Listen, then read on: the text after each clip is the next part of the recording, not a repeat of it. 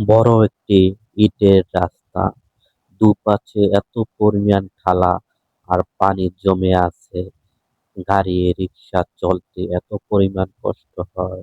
এ কারণে রাস্তার পাশে ড্রেনের ধান পানি আটকে রইল। ড্রেনের পাশে থেকে পানি নামার ব্যবস্থা করতে হবে। এ কারণে রাস্তার পাশ থেকে একটি পানি নামার একটা জায়গা স্থান করার চেষ্টা করতে আছি। পানি যদি নেমে যায়, মানুষের হাঁটাচলা করতে, গাড়ি ঘোড়া চলতে সুবিধা হবে।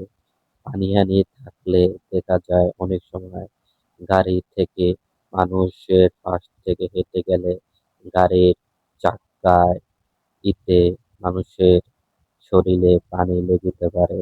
এজন্য রাস্তার পাশে পানি আটকে থাকা ঠিক না। এজন্য রাস্তার পাশে ড্রেন করে পানি নামানোর